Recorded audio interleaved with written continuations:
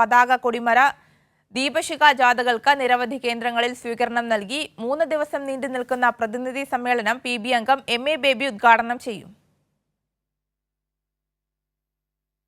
രാജ്കുമാർ വിവരങ്ങളുമായി ചേരുന്നുണ്ട്. രാജ്കുമാർ, ഈ ജില്ലാ സമ്മേളനത്തിനായുള്ള കൊല്ലത്തെ ഒരുക്കങ്ങൾ ഏത് രീതിയിലാണ്?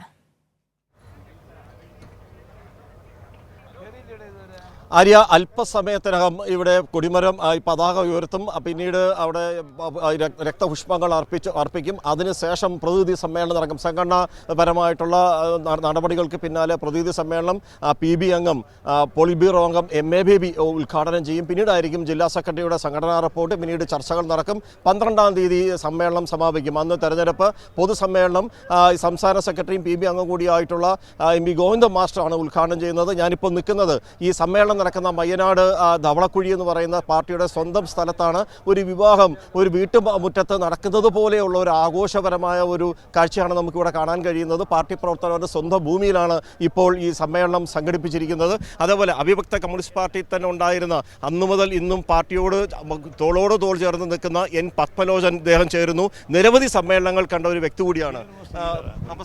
ഇത് ഇപ്പോൾ ഈ സമ്മേളനങ്ങളൊക്കെ വരുമ്പോൾ ഉള്ളിൽ എന്തോളം ഒരു ആവേശവും ഒരു സ്പിരിറ്റും ഒക്കെ ഉണ്ട്. തീർച്ചയായിട്ടും നമ്മൾ ഈ രാജ്യത്ത് ശക്തി പ്രാപിക്കുന്ന ജനങ്ങളുടെ ഒരു മഹാപ്രസ്ഥാനമായിട്ട് മാറിയ, വിശേഷം പണിയെടുക്കുന്നവരുടെയും പാവപ്പെട്ടവരുടെയും പ്രസ്ഥാനമായിട്ട് മാറിക്കൊണ്ടിരിക്കുക.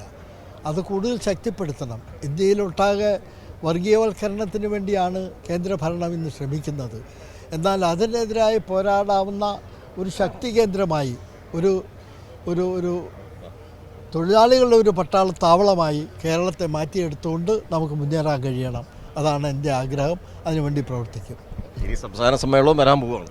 സംസ്ഥാന സമ്മേളനവും വരാൻ പോവുകയാണ്. ആര്യ, ശരി. എന്തായാലും ജില്ലാ സമ്മേളനത്തിനായി കൊല്ലം ജില്ല പൂർണ്ണമായും സജ്ജമായി കഴിഞ്ഞു. രാജ്കുമാറാണ് വിവരങ്ങൾ നൽകിയത്.